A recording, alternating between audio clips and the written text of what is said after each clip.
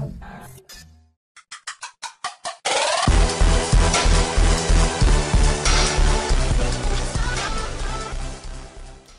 everyone, welcome to my EOC Melee Combat Training Guide. This is for all levels, and hope you guys enjoy. First off, let me just talk about a couple of things before we move into the actual guide. Okay, first off, the level requirements in this video are not based on combat. They are actually based on all three of your melee combat stats.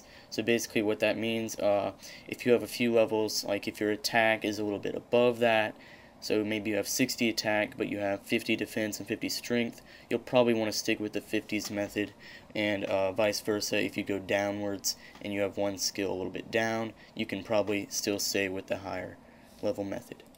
Another thing, not all methods in this guide are actually good to AFK. AFKing in the EOC is basically using momentum, and you don't have to spam your abilities all day long while you train. Not all methods are going to be good for that, as I just said, and basically, you're going to lose a lot of XP if you decide to AFK some of these, and if you want the best XP, you are always going to want to use abilities. Also, lower level methods in this guide do not have an XP per hour shown, because I'm such a high level, I would not be giving an accurate amount of XP per hour.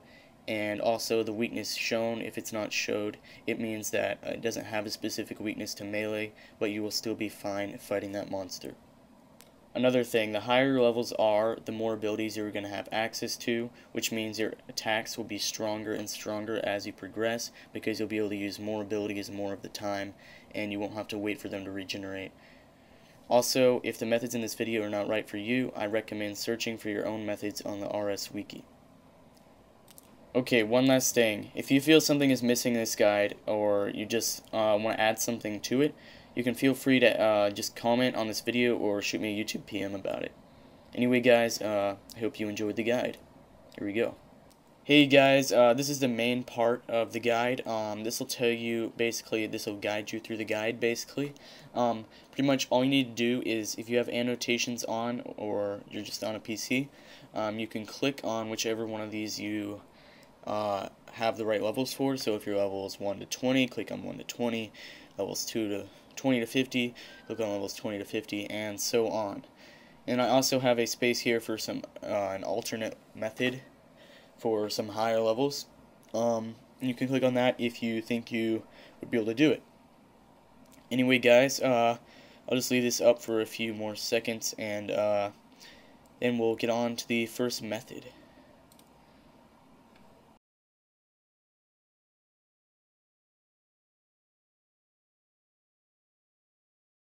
Here's a couple things you will need to make your training just a lot easier. You will need a super set, which includes a super strength, a super attack, and a super defense, or an extreme set, or overloads if you have them, or pretty much any potions you can afford.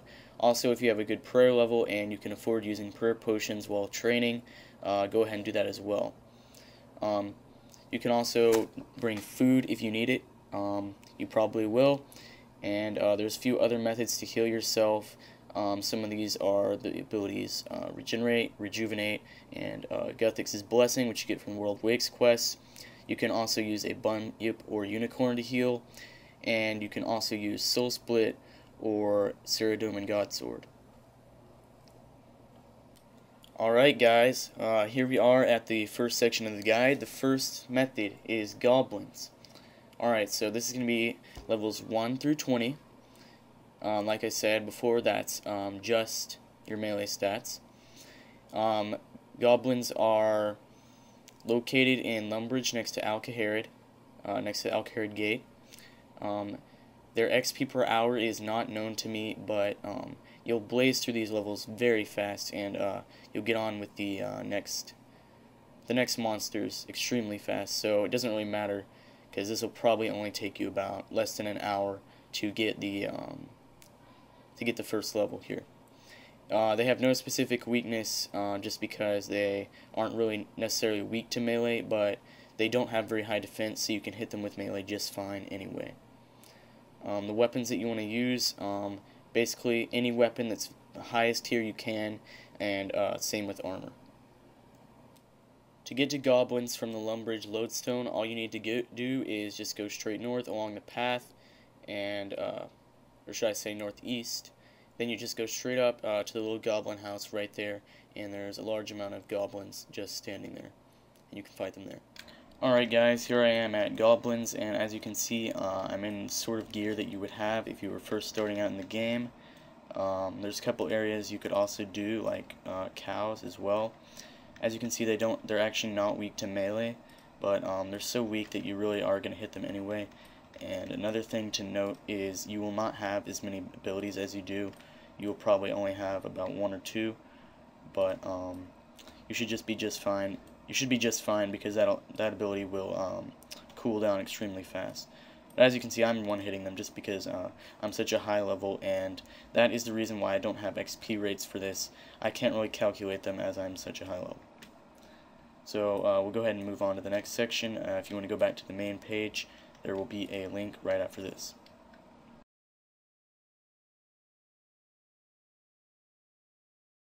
Okay guys, method 2 is rock crabs. They are level 20 to 50.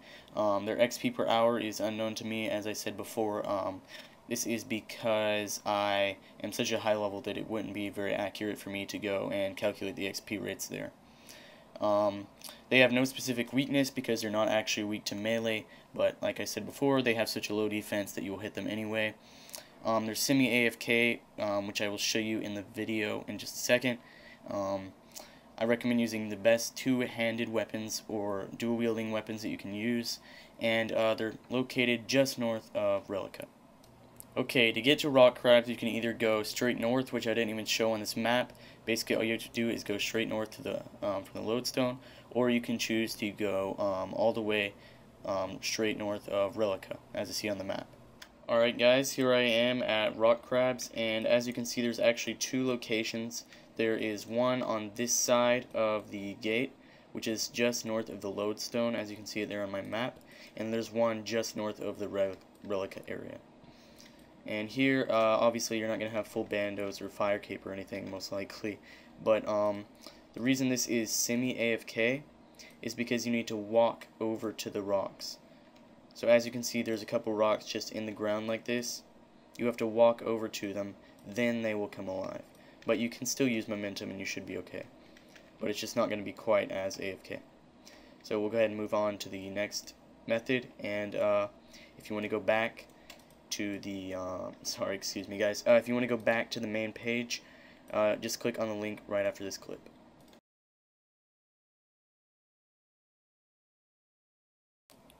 Alright guys, part 3 is deadly red spiders. These are going to be levels 50 to 60. Their XP per hour again is unknown just because I'm so much of just a much higher level, and it just wouldn't be right for me to calculate these. They're weak to crush. Their recommended weapon is rune or granite. You can either rune or granite crush weapon. In this video I used a granite maul. You can choose whatever you want, and they are located in the Varrock sewers, as you will see here. To get to the deadly red spiders, all you need to do is from the lodestone go straight north. Then when you get to Varrock Center, go straight east. Then when you get to the next pathway, go straight north again, and you'll see a little dungeon on your left. And then you just go down that. Once you go down the dungeon, you're going to enter a cavern. This is the Varrock sewers. Just follow the path. It's pretty straightforward. Ha, pun and not intended. Anyway, and you just go straight to the red spiders. Alright guys, here we are at Deadly Red Spiders, and as you can see, this area is slightly crowded, but you should be alright. You can also, as you see here, I've upgraded my Granite Maul to from the Rune 2H back at Rock Crabs. You don't have to do that, you can really use whatever weapon you need to here, but I do think, yeah, you do need a Crush weapon here, which is what I have. So you should be completely fine with the Granite Maul. Anyway, this method might be a little crowded. If it is, you can always stay at rock crabs or find another method to use yourself. To go back to the main page, there will be a link right after this clip.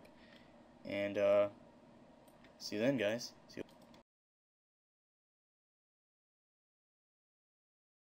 Alright guys, the next level is Hellhounds. These are levels 60 to 70, And if you want, you can even go above level 70 if you don't feel like doing the other guides, or you like this one even better because it's actually a little bit AFK if you feel like it. I'll go over that in a minute. It's 100k XP per hour. That's going to depend on your level very greatly. If you're doing this at level 80, you're going to get a decent amount higher than that, but it will probably be a little bit lower than that at level 60. But that's probably what you get at about 65 to 70. You need, they are weak to slash. They are AFK, but at a huge loss, because you'll just lose so much XP from AFKing them. It's probably not even worth it. You can do it if you need to, though. They're located in the Taverley Dungeon. If you have 70 or 80 agility, you can use it quick. You can get there faster. If you have 55 dungeoneering, there's a resource dungeon that has even more of them in there.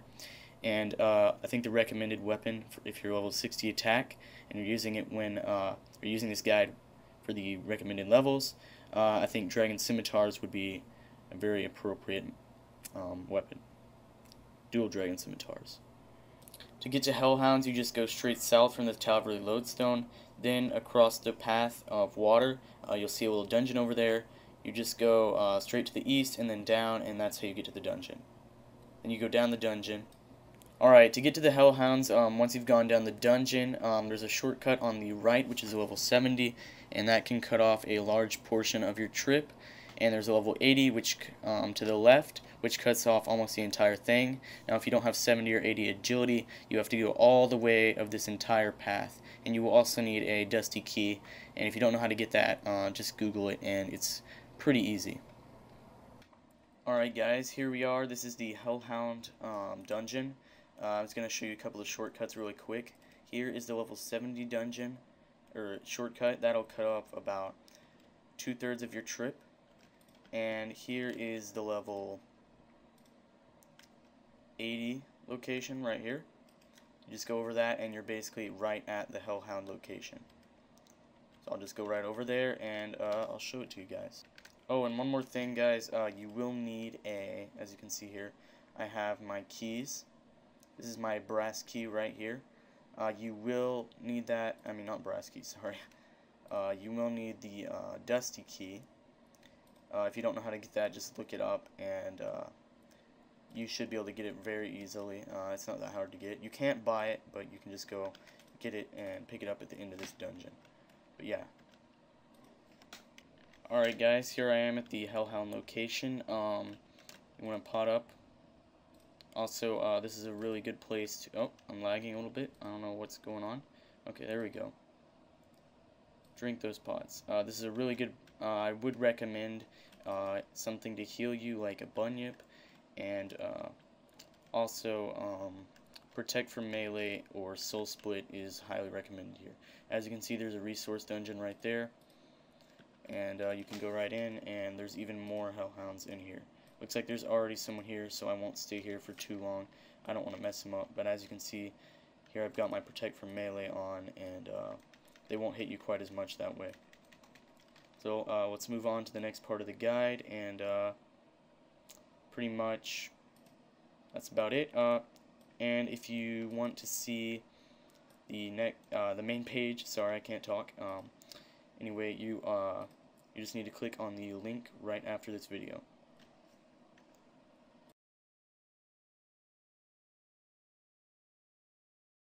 Alright guys, the next method is Dust Devils. They are level 75 plus. They're 110k XP per hour. They're weak to crush, and they are AFK. These are probably the most AFK method in this entire guide. However, you will need 65 Slayer for a to actually kill these. You also need a face mask or a Slayer helm, not full Slayer helm. The recommended weapons, I would say, is a Saradomin sword or a Chaotic Maul, or another crush weapon of your choice. But those two are probably the best choices. They're located in the Chaos Tunnel and also in the Smoke Dungeon. The Smoke Dungeon is the one where I will be showing you because it's a lot safer. Okay guys, here is the path you will take to get to the Chaos Tunnel. Basically just from the Edgeville Lodestone, you just have to go into the wilderness a little bit. The only problem with this is sometimes there can be PKers camping this spot waiting for people to come. If you don't want to risk it, you can go the other way. Once you go inside the Chaos Tunnel, you just need to follow this path. There's little portals that you need to go into. Just go in the ones that are on the map, and you should get to Dust Devils. Okay, now I'll show you guys the smoke dungeon method of Dust Devils. Basically, you go from the Shanty Pass down to the Magic Carpet Ride guy, and you ask him to take you to North Polynich. Then from North Polynich, you just go south through the city, and then you go west around a little cliff, and then you will see the dungeon right there, and you go down the dungeon. Alright guys, as you can see, here I am in the smoke dungeon, and this is where the Dust Devils are. Here's my setup. This should be pretty much the same setup for most of these guides, and yeah, so this is pretty much where the Dust Devils are. This is one of the best locations in the smoke dungeon.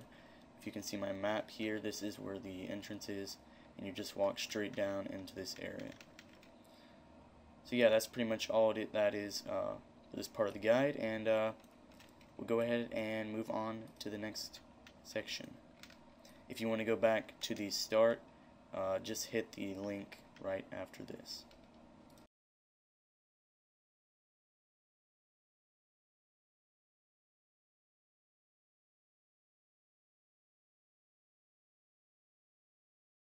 Okay guys, the last main method I'll be showing you, as you can see, is Frost Dragons. They're level 75 plus. However, they also require level 85 Dungeoneering, so if you do not have that, there's no way you can kill Frost Dragons. They're 180k XP per hour, which is the most in this entire guide. They could even be more than that if you're really fast. They're weak to stab, as you can see. The recommended weapons are a Zamorakian Spear or Chaotic Rapiers, or really any chaotic will do the trick. And then also even dry gores can be used as well. They're located in the Asgardian Ice Dungeon, and they're inside a resource dungeon inside that dungeon. Also, I actually have a Frost Dragon money making guide on my channel, and there will be an annotation to that on the right side of the screen here.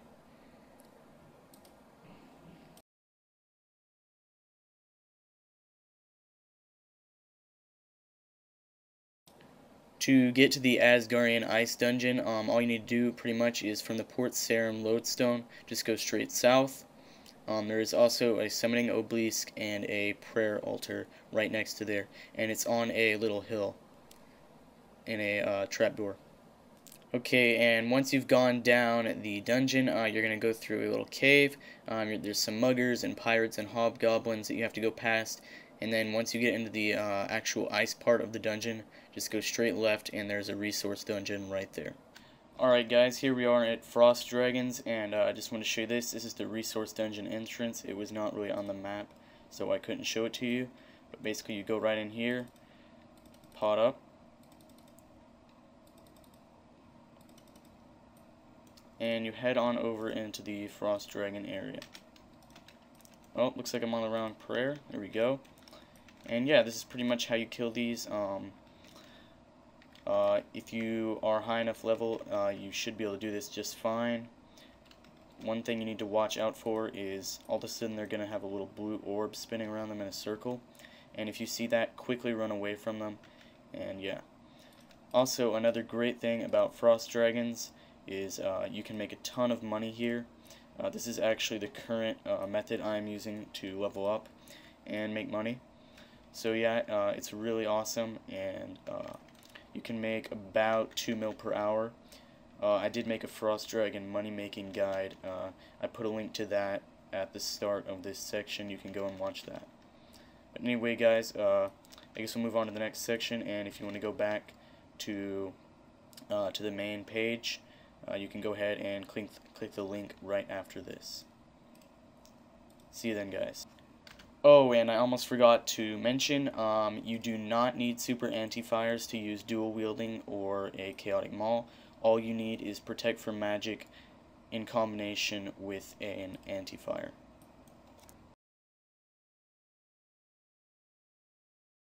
Alright guys, there's one more method I want to mention, and that is using bossing, especially things like Bandos boss. It can actually be extremely good XP. There are a couple things you need to note though. You will need very good attack stats. I'd recommend at least 80 plus, probably. I have 90s and I'm okay. Another thing I would recommend if you want to stay for a very long time is Soul Split. I don't have it yet, but I'm almost there.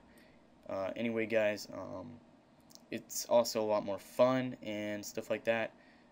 You can make a lot more money, except for maybe at Frost Dragons. You can probably make more money on average per hour than at Bandos or another boss. But anyway guys, that pretty much concludes, not excludes, what am I saying? That concludes the guide. I hope everyone enjoyed, and hope you subscribe if you like the video. It was a lot of work to make, and it took many hours to make, let me just say that. Anyway guys, thanks for watching. I have been Jerry, and I'll see you in my next video. Adios.